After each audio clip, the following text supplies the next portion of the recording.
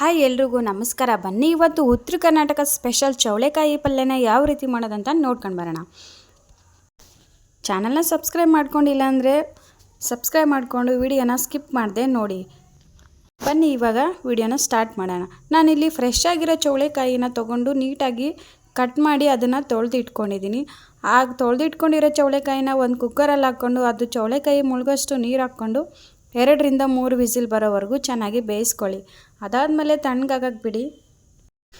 ಇವಾಗ ಈ ಕಡೆ ನಾನು ಒಂದು ಈರುಳ್ಳಿನ ಕಟ್ ಮಾಡಿ ಇಟ್ಕೊಂಡಿದ್ದೀನಿ, ಮತ್ತು ಒಂದು 5ರಿಂದ 6 ಬೆಳ್ಳುಳ್ಳಿನ ತೊಗೊಂಡಿದ್ದೀನಿ, ಮತ್ತು ಒಂದು 5ರಿಂದ 6 ಮೆಣಸಿನ್ಕಾಯಿ ಮತ್ತು ಕರಿಬೇವನ್ನ ತೊಗೊಂಡಿದ್ದೀನಿ.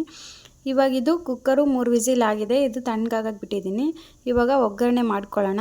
ನಾನಿಲ್ಲಿ ಒಂದು ಪಾತ್ರೆಗೆ 2ರಿಂದ 3 ಸ್ಪೂನಷ್ಟು ಎಣ್ಣೆ ಹಾಕ್ಕೊಂಡಿದ್ದೀನಿ. ಎಣ್ಣೆ ಬಿಸಿ ಆದಮೇಲೆ ಅದಕ್ಕೆ ಸಾಸಿವೆ ಮತ್ತು ಜೀರಿಗೆನ ಹಾಕ್ಕೊಳ್ಳಿ. ಈ ಪಲ್ಯ ತುಂಬಾ ಚೆನ್ನಾಗಿರುತ್ತೆ, ಈಸಿಯಾಗಿ ಮಾಡ್ಕೊಳ್ಬೋದು. ಹಾಗೆ ರೊಟ್ಟಿ ಚಪಾತಿದಲ್ಲಂತೂ ಸೂಪರಾಗಿರುತ್ತೆ. ನಮ್ಮ ಕಡೆ ಜೋಳದ ರೊಟ್ಟಿಯಲ್ಲಿ ಇದು ಫೇಮಸ್ ಅಂತಲೇ ಹೇಳ್ಬೋದು. ಟೇಸ್ಟ್ ಅಂತೂ ಸೂಪರಾಗಿರುತ್ತೆ. ಒಂದು ಸರಿ ಟ್ರೈ ಮಾಡಿ ನೋಡಿ. ಇವಾಗ ಎಣ್ಣೆಗೆ ಬೆಳ್ಳುಳ್ಳಿನ ಹಾಕ್ಕೊಳ್ತಾ ಇದ್ದೀನಿ. ಬೆಳ್ಳುಳ್ಳಿ ಜೊತೆ ಕಟ್ ಮಾಡಿ ಇಟ್ಕೊಂಡಿರೋ ಮೆಣಸಿನ್ಕಾಯಿ ಮತ್ತು ಕರಿಬೇವನ್ನ ಹಾಕ್ಕೊಂಡು ಇದು ಚೆನ್ನಾಗಿ ಫ್ರೈ ಮಾಡ್ಕೊಳ್ಬೇಕು. ನಾವು ಬೆಳ್ಳುಳ್ಳಿ ಹಸಿ ಸ್ಮೆಲ್ ಬರಬಾರ್ದು, ಸೊ ಚೆನ್ನಾಗಿ ಫ್ರೈ ಮಾಡ್ಕೊಳ್ಳಿ. ಇವಾಗ ಇದು ಚೆನ್ನಾಗಿ ಫ್ರೈ ಮಾಡ್ಕೊಳ್ಳೋಣ. ಅದಾದಮೇಲೆ ಕಟ್ ಮಾಡಿ ಇಟ್ಕೊಂಡಿರೋ ಈರುಳ್ಳಿನ ಹಾಕ್ಕೊಂಡು ಮತ್ತೊಂದು ಸರಿ ಚೆನ್ನಾಗಿ ಮಿಕ್ಸ್ ಮಾಡ್ಕೊಳ್ಳಿ. ಇವಾಗ ಇದು ಚೆನ್ನಾಗಿ ಫ್ರೈ ಆಗಬೇಕು. ಈರುಳ್ಳಿ, ಬೆಳ್ಳುಳ್ಳಿ ಮತ್ತು ಮೆಣಸಿನ್ಕಾಯಿ ಎಲ್ಲನೂ ಚೆನ್ನಾಗಿ ಫ್ರೈ ಮಾಡ್ಕೊಳ್ಬೇಕು. ಇನ್ನೂ ಜಸ್ಟ್ ಫ್ರೈ ಆಗಿರಲ್ಲ, ಅವಾಗೆ ನಾವೇನಾದರೂ ಹಾಕ್ಕೊಂಡ್ಬಿಟ್ರೆ ಸೊ ಹಸಿ ವಾಸನೆ ಆಗೇ ಇರುತ್ತೆ. ಈರುಳ್ಳಿ ಚೆನ್ನಾಗಿ ನಾವು ಫ್ರೈ ಮಾಡಿಕೊಂಡ್ರೆ ಟೇಸ್ಟ್ ಚೆನ್ನಾಗಿ ಬರುತ್ತೆ. ಯಾವುದೇ ಒಂದು ಅಡುಗೆ ಮಾಡಿದ್ರೂ ಕೂಡ ನೀವು ಈರುಳ್ಳಿನ ಚೆನ್ನಾಗಿ ಫ್ರೈ ಮಾಡ್ಕೊಳ್ಳಿ, ಟೇಸ್ಟು ತುಂಬ ಚೆನ್ನಾಗಿರುತ್ತೆ. ಇವಾಗ ಇದಕ್ಕೆ ಒಂದು ಸ್ವಲ್ಪ ಅರಿಶಿನ ಪುಡಿನ ಹಾಕ್ಕೊಳ್ತಾ ಇದ್ದೀನಿ. ಅರ್ಧ ಇಲ್ಲ 1 ಸ್ಪೂನಷ್ಟು ಅರಿಶಿನ ಪುಡಿನ ಹಾಕ್ಕೊಳ್ಳಿ. ಅದಾದಮೇಲೆ 1ರಿಂದ 2 ಸ್ಪೂನಷ್ಟು ಉಪ್ಪು ಹಾಕ್ಕೊಂಡಿದ್ದೀನಿ. ಉಪ್ಪು ನೀವು ಎಷ್ಟು ಕ್ವಾಂಟಿಟಿಯಲ್ಲಿ ಮಾಡ್ತಾ ಇದ್ದೀರ ಅಂತ ನೋಡಿಕೊಂಡು ನೀವು ಹಾಕ್ಕೊಳ್ಬೇಕಾಗುತ್ತೆ. ಅದಾದಮೇಲೆ ನೀವು ಖಾರದ ಪುಡಿ ಕೂಡ ಹಾಕ್ಕೊಳ್ಬೋದು. ಜಾಸ್ತಿ ಸ್ಪೈಸಿಯಾಗಿ ಬೇಕು ಅನ್ನೋರು ಖಾರದ ಪುಡಿ ಕೂಡ ಹಾಕ್ಕೊಳ್ಬೋದು. ನಾನಿಲ್ಲಿ ಸ್ಕಿಪ್ ಮಾಡಿದ್ದೀನಿ. ಇದನ್ನು ಇವಾಗ ಚೆನ್ನಾಗಿ ಮಿಕ್ಸ್ ಮಾಡ್ಕೊಳ್ಳಿ ಒಂದು ಸರಿ.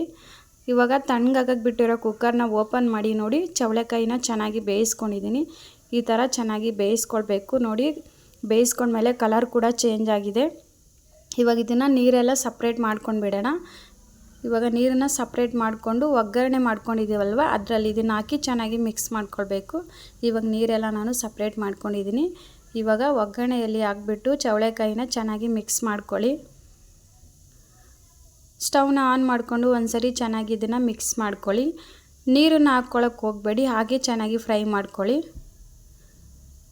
ಇದು ಯಾವಾಗ ಒಂದು ಸ್ವಲ್ಪ ಚೆನ್ನಾಗಿ ಎಲ್ಲ ಮಿಕ್ಸ್ ಆದಮೇಲೆ ಇದಕ್ಕೆ ಒಂದು ಸ್ವಲ್ಪ ಶೇಂಗಾ ಬೀಜ ಪೌಡ್ರು ಅಥವಾ ಕಡಲೆ ಬೀಜ ಪೌಡ್ರನ್ನ ಹಾಕ್ಕೊಳ್ಬೇಕು. ಇದು ಹಾಕ್ಕೊಳ್ಳೋದ್ರಿಂದ ಟೇಸ್ಟು ತುಂಬಾ ಚೆನ್ನಾಗಿರುತ್ತೆ. ಒಂದು 3ರಿಂದ 4 ಸ್ಪೂನಷ್ಟು ಹಾಕ್ಕೊಂಡಿದ್ದೀನಿ. ನಿಮಗೆ ಏನಾದರೂ ಉಪ್ಪು ಕಮ್ಮಿ ಅಂತ ಅನಿಸಿದ್ರೆ ಇನ್ನೂ ಸ್ವಲ್ಪ ಉಪ್ಪು ಹಾಕ್ಕೊಂಡು ಚೆನ್ನಾಗಿ ಮಿಕ್ಸ್ ಮಾಡ್ಕೊಳ್ಳಿ. ಇವಾಗ ಚೆನ್ನಾಗಿ ಇದನ್ನು ಫ್ರೈ ಮಾಡ್ಕೊಳ್ಳಿ. 1ರಿಂದ 2 ನಿಮಿಷ ಚೆನ್ನಾಗಿ ಫ್ರೈ ಮಾಡ್ಕೊಂಡ್ಬಿಟ್ರೆ ಚೌಳೆಕಾಯಿ ಪಲ್ಯ ರೆಡಿ ಆಗಿಬಿಡುತ್ತೆ ನೋಡಿ.